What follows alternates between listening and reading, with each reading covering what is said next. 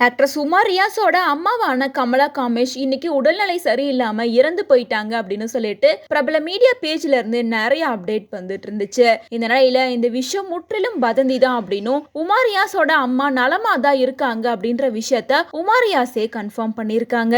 இன்னைக்கு எங்க வீட்ல ஒரு இறப்பு நடந்திருக்கு அப்படிங்கிறது உண்மைதான். ஆனா இறந்து போனது என்னோட அம்மா கிடையாது. என்னோட மாமியாரும் என்னோட கணவரோட அம்மாவுமான ரஷிதா பானு தான் உடல்நலை குறைவால இன்னைக்கு இறந்து போயிட்டாங்க.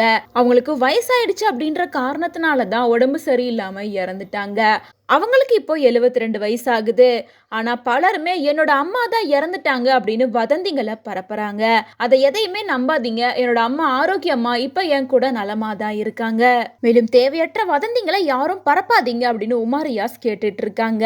இதன் மூலமா இறந்து போனது உமா ரியாஸோட அம்மா கிடையாது அப்படின்னு ரியாஸ் கானோட அம்மாவான ரஷிதா பானு அப்படின்றத கன்ஃபார்ம் பண்ணிருக்காங்க.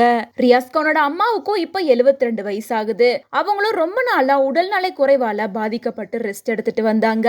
இந்த டைம்ல தான் தன்னோட பேரனோட திருமணத்தை பார்க்கணும் அப்படின்னு ஆசைப்பட்டதால சீக்கிரமாவே உமா ரியாஸோட மகனான ஷாரிக்கோட வெட்டிங்கையும் நடத்தி முடிச்சிருந்தாங்க.